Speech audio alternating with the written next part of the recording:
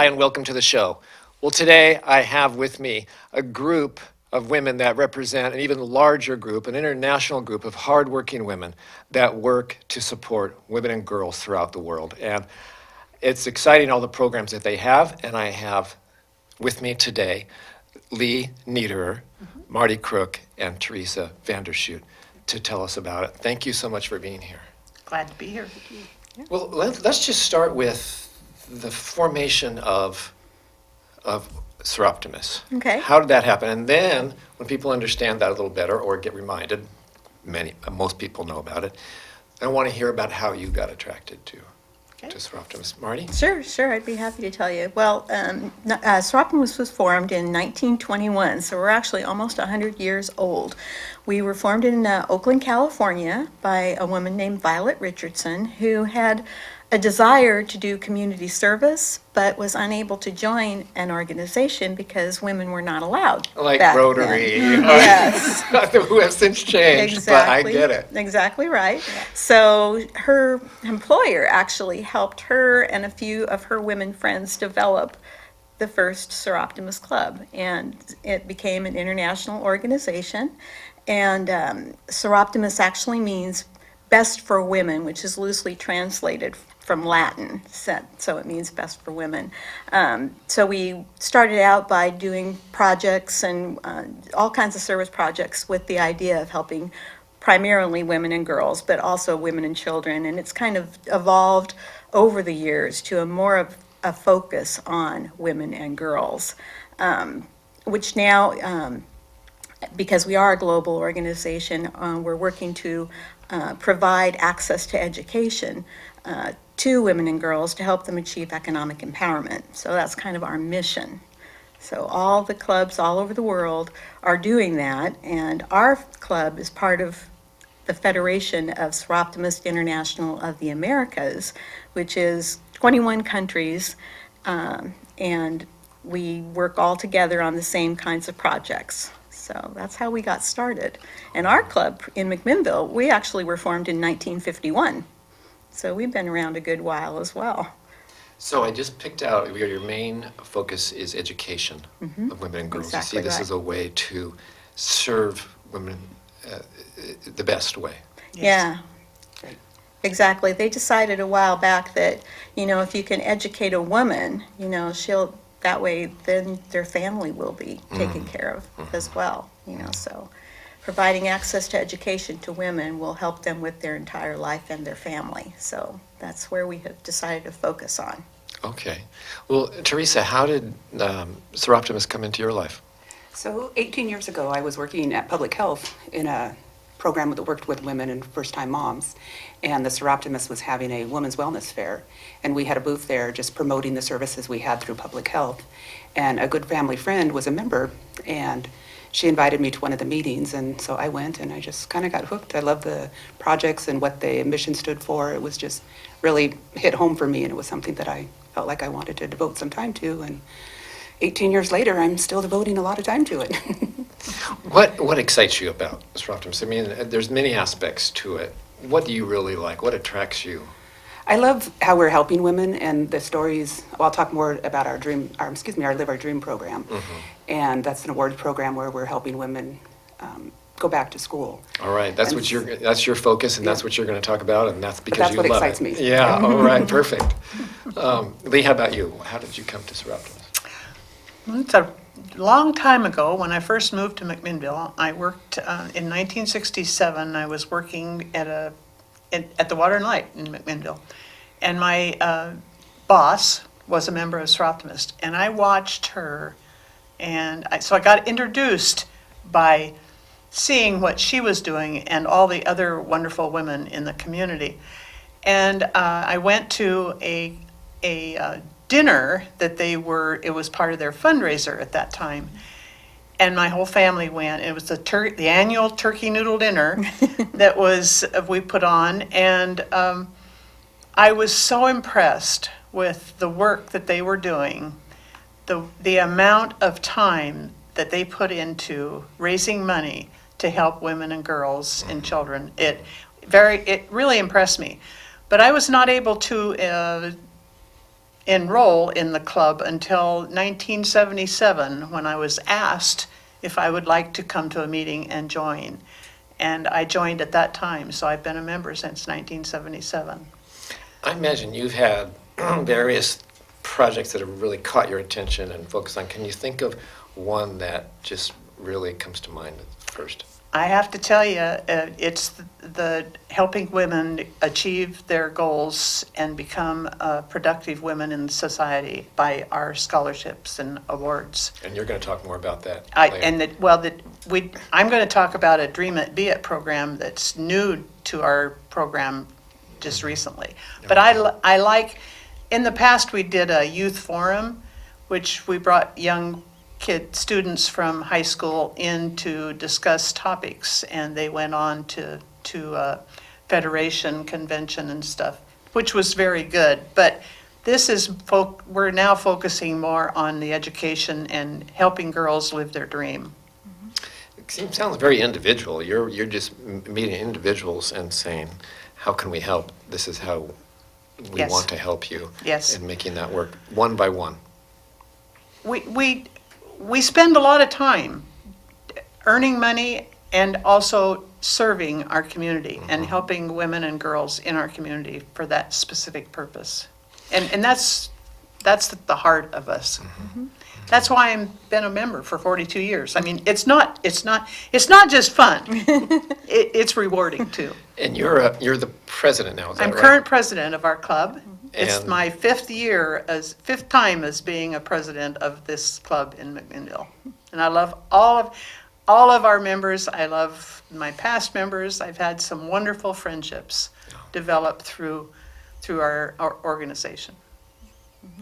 Well, I know our community is in your debt, that it makes a big difference at what you do. Marty, how about you? How did you come to Soroptimists? Well, I started out by being asked. I was, back in 1989, I was running on a Hood to Coast team, and one of the gals' husbands was also running on the team with me, and she was a member of Venture Club, which was like a younger women's version of Soroptimists. Soroptimist Club actually sponsored this younger group, and they were going through a membership drive at the time, and I happened to fit into the age category.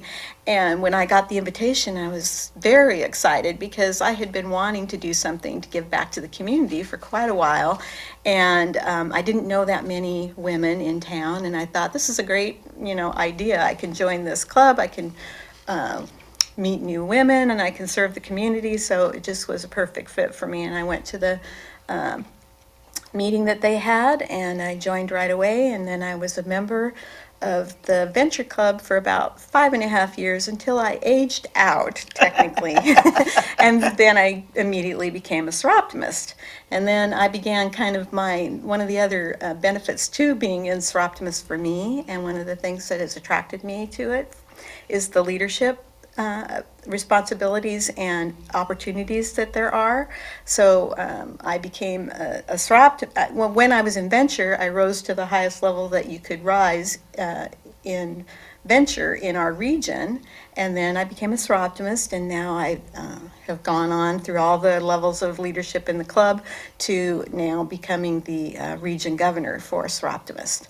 So it's been a great learning experience for me, and Lee's been my mentor all these years, and I've learned from her and all the other members of the club. And Did you say regional governor? yes, Regional governor. So that takes in a large geographic area. yeah, 5 states. Yeah, we encompass Washington, Oregon, Montana, Alaska, and northern Idaho. And you travel to the meetings. Yes, yes, yes. Teresa's our region secretary as well, and so for the last 4 weekends, we've traveled to different district meetings. So every October, it's like that. We're gone all weekend for a meeting. So, and then we have a big conference in April that we'll be going to.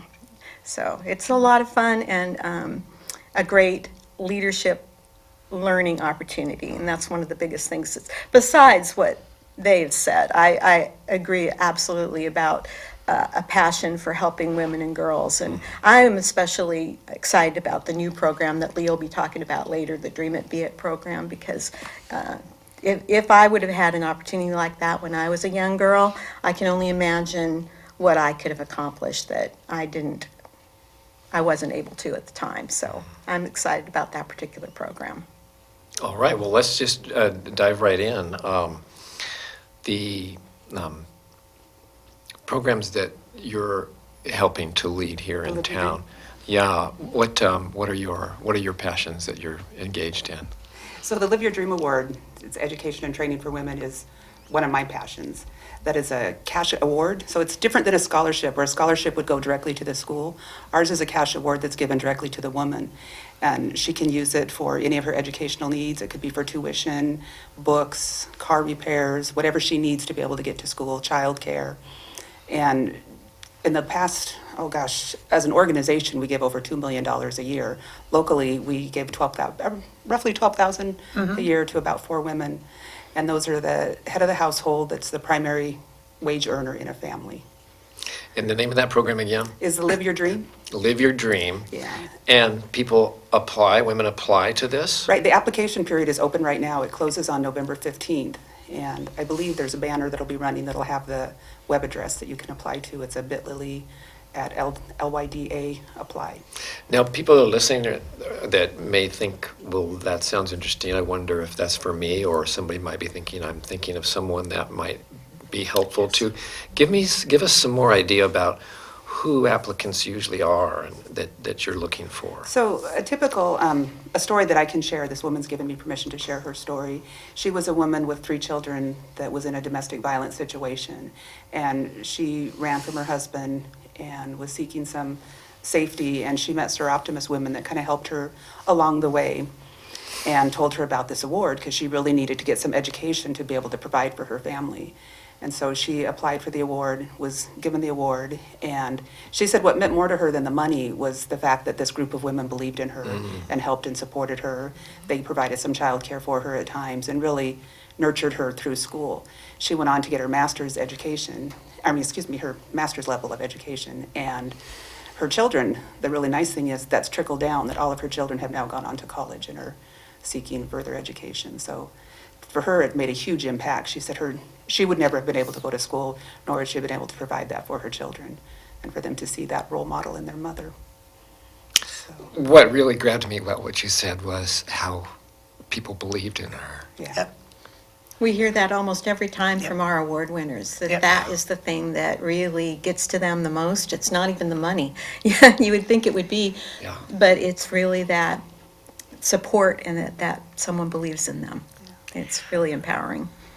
And for them to see professional women, adult women, care for them and be interested in them, it gives them the urge that I can be just like you. And it's nice to be a role model. Empowerment is what Yes. you're about, and there it is. Yeah. Yeah, we focus on women that are overcoming obstacles in a lot of ways, such as teen pregnancy or coming from an abusive situation, drug abuse, even just people that have had obstacles in their life and they need help to move forward and help themselves and their family. Okay, so just to review, Live Your Dream, go to the Soroptimist website. There'll be an application there. They're due November 15th. There's an application portal that you click onto, Uh-huh. and that will get you right into the application. And it helps you fill it out, so you don't leave any blanks. It will let you know if you have an incomplete A application. friendly process. It is Yes, a friendly yeah. process, yes. Wonderful. And Teresa, what else did you want to talk about that you're working on? One of the other things that we're working on is a Soro Boutique. Because we're all about empowering women, our Soro Boutique is a program that we have that was conjunction with New to You, that women can go and get a voucher from various organizations that help support women and advocate for women, like our domestic shelter is one of the places. And they get a voucher to go to New to You, and they can get some clothing for job interviews or work appropriate clothing. If they're already employed and they need to get some clothing, they're able to do that. So somebody just heard, oh, I need that. What do they do first? So WorkSource, Provoking Hope, and Or any Soroptimist. or Soroptimists can also help. They could go onto our website and contact us. Go to the website, Yep. WorkSource Oregon, our employment office. Yes. Coincidentally, I just Yep. had them on the last show. Provoking Hope, which is a drug and alcohol rehabilitation Yes. peer support program. Right there on Baker and 10th, I think. Henderson House is also Yeah. one that we're working with. So you can get a voucher from them. And it's for about $75, which allows a woman to get about 5 or 6 pieces of clothing. And we fund that through donations, or members or even community members can donate clothes to New to You and say in In the name of. the name of Soroptimists. Soroptimist. So you take your clothes, your bundle, they Stock it. oftentimes, they go through them and tell you what is out of Yes. style. Yes. And they won't take as very, I've had that Definitely. happen to me, no. Yep, me too. So- They want the quality Yeah. items, yes. But then, instead of you getting the $15 or whatever from that being sold, it goes. Goes into a fund Yeah. to help Directly. fund, so women that need that for work can come there and get those for free. Yeah. We were also given a grant Yes. to help get that started, so Yeah, from First Federal and Walmart. Walmart. So New to You is the program is called Soro Soro Boutique. Boutique. Soro Boutique. Boutique. Yeah. So there's two things, people that want to help with that, they know how to do that now, and people that want that help. That need it. Now I they mean, know there's how more to- information on our website too about that, too, Yeah. under Soro Boutique.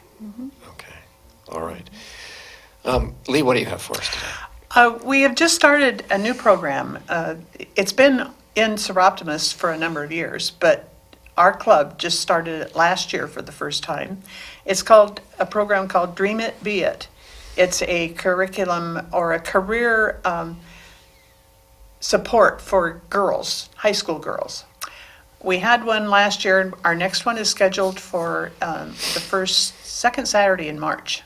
Can't remember the date specifically, but we're going to hold it, and it's based on a whole day of curriculum for girls to discover what they want to do in their life, to think about their dreams, to explore careers. We invite women who are in specific careers that are of interest to the girls, and they spend an hour to an hour and a half talking to these adults who are in the field that they want, and giving them guidance on what they need to do, what they need to study, how they're progressing, and just giving moral support and a look into the future. of Personal what they wanna contact. do. Tell me, help us visualize where this is, what the format is, what it looks like, how it feels to walk in, what to expect. Okay, it's a one-day session. We're going to hold it at the community center this year in March, and they have to complete an application. We'll have them available at all the high schools. And it starts at 8:30 and will end about 4 o'clock. And the curriculum we're going to be doing is based on curriculum that's been written by our international program or our federation. And the overview of the curriculum is, it represents those areas where girls need skills in order to live their dreams. The skills like discovering their dreams, exploring careers, creating achievable goals, how to write a good goal, rising above obstacles. All of us face obstacles in our life. And young girls, they think once they hit one obstacle, they can't go forward. But it is possible. And then turning their failures into successes and putting their dreams into action. So it's 7 sessions, and we have professional people that are leading them and helping them be successful in achieving their goals. So there'll be an audience and some speakers, but then there'll be also some opportunity for the young women to meet one-on-one. One-on-one. And how does that look like? Is there after this talk, there's a chance to go and talk to During our counselors? lunch period. I see, They enjoy eating their lunch with the professionals, yeah. I see. And they can move around and talk to several different professionals. Like last year, we had a doctor, we had a lawyer, we had a forensic specialist, a policeman, and just all different areas. Cosmetologist. Yeah.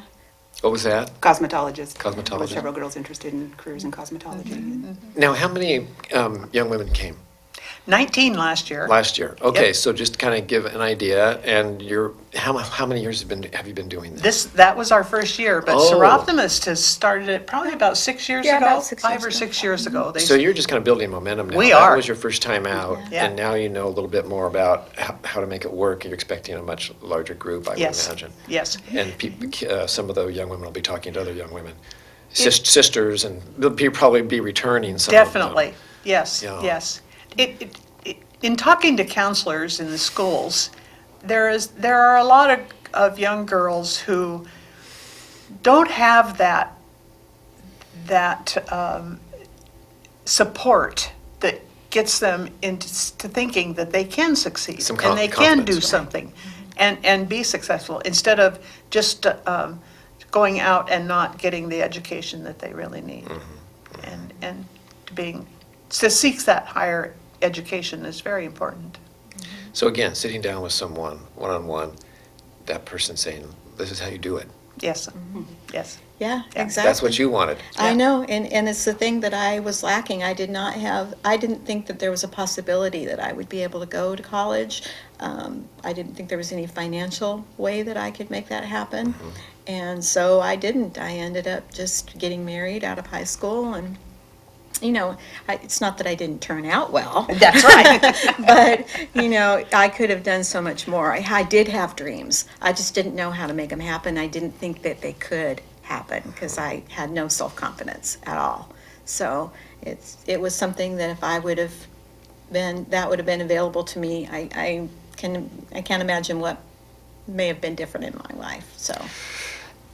And now I'd like to turn to what you address when young women don't have this confidence, they don't have, what did you call it, support, and they feel awfully on their own, and someone comes along and tells them that they're beautiful, but they have an ulterior motive, and these are men that are trafficking young women. Tell us about that, Marty. I know Soroptimist has taken this by the horns. It's such a difficult subject. Yes. But you go there, and you go there strongly. Yeah. Tell Yeah. us about that. Well, several years ago, we had gone to one of our district meetings, and we heard about it for the first time. We had a speaker from the FBI who came and just told us all as a group about this. And I remember being in that audience, and we were all just like shocked completely because none of us had heard anything about it. So ever since then, Soroptimists as an organization has sort of determined that we want to help raise awareness about the fact that human trafficking is alive and well in the United States, and also in Oregon and Washington especially. Oregon and Washington are two huge states for sex trafficking and human trafficking in general. So, but you're absolutely right. These young girls that are vulnerable, that have no self-confidence, they're the ones that are targeted by young men, like in the malls, or any place that young people congregate. They are actually actively looking for young girls to groom them and get them into the industry so that they can make money. So we've been doing awareness events for several years here in McMinnville. We haven't done one in a couple years now, but we're gearing up to potentially do another one in the spring. But we do want people to know that it's out there, and things that they can do or things that they can watch for, because being a huge issue, we're not exactly going to stop it from happening, but we want to make everyone know, because there's been a lot of resistance. People are saying, no, that's not happening around here, but it absolutely is, and we just want people to know that it really truly is, and that we want to educate parents on what to watch for from their, any activity that's happening with their own daughters, to be watching out for that. If people are giving them gifts, crazy, clothes or jewelry or phones, strangers, that they should be watchful of those kinds of things. Big red flags. Yeah, total big red flags, so. Lee, did you have something to add? No, that's fine. Okay. That's fine. You know, and we were on the show before, I don't know, a year or two ago, Oh, yeah, Marty. a couple We years. talked about trafficking. And you say Oregon especially has a problem. Why is that? Well, because the I-5 corridor, basically, the transportation is just so easy. You know, you've got the I-5 corridor, you've got the port, you know, it's just so easy to get around and move people.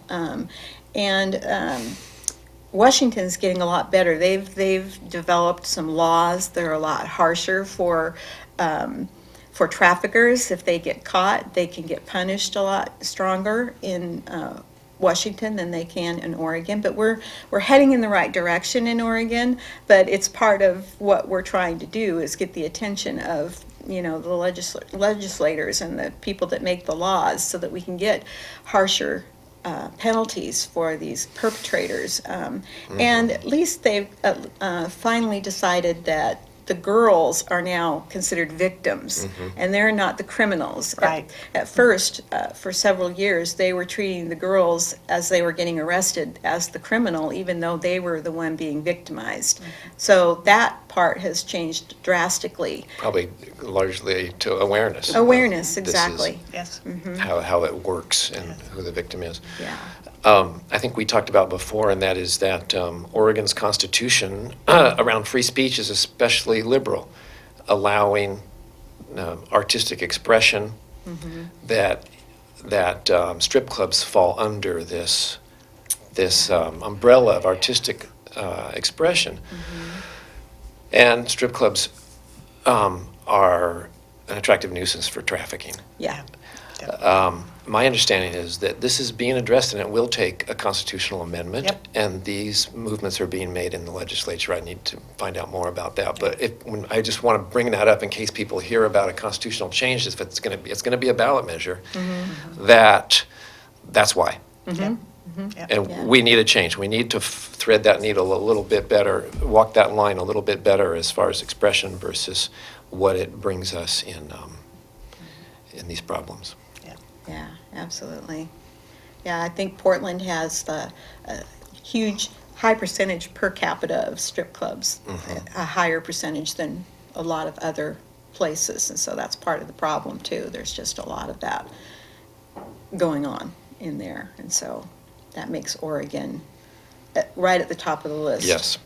Unfortunately. Very unfortunately. So, Well, your work is very much needed, and when you have another awareness program, let's come back and we'll talk about it again. okay, Tell sure people. will. Well, you probably have something on your hearts about what you want to share, that personal to you, Lee, please. In order to fund all these projects that we're doing, we have fundraisers, and I want to bring you up, make everyone in the community aware of our holiday home tour that is on December 8th this year, where wonderful families in our community have opened their homes to let us view their wonderful Christmas decorations. And it's a wonderful afternoon, on a Sunday afternoon, to view the homes and then go to the country club, Michael Book Country Club, for our auction and wine tasting and appetizers. So, That does sound fun. yeah. To A go lot of see people, that. yeah, think of it as like a holiday tradition. They Yes. want to go to the holiday home tour. They look forward to the holidays Yeah. because it's time for the home tour. It is. We have people that have been coming 25 years that we've been having that tour, that they've never missed a year. Yeah. This So is our 31st one this year. Oh, 31st, you can go to the website and find out about how Yes. to participate in that. Yeah. To see the creativity of people, I think that's so refreshing. Oh, it's wonderful. And like, oh my goodness, these people are so clever, and isn't that beautiful? This is so much fun. Yes, yes. Get you in the spirit. Do you have all your homes Yes, we do. lined up? Yes, we do. All right, how many are there? 5. Okay, so 5 that's homes. that's a perfect afternoon or It is. day trip around town. In Yeah. McMinnville? One's in Lafayette, Okay, and one's between Lafayette and Dayton, okay, great. and the other 3 are here in town. Well, you get places you would never be. That's right. All right. And Country is wonderful too, yeah. And thank you for helping young women and women get to places they would never be without you. So thank you so much for being here today. Thank you for having us. Yeah. Could I add a note? There is a website you can go to our club, and if anyone's interested in joining us, we meet every Tuesday at Michael Book Country Club at noon.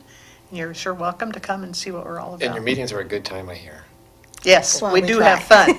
Yes, Yes. our motto is fun this year. Okay. Yeah. Again, thank you for being here. Well, thank you.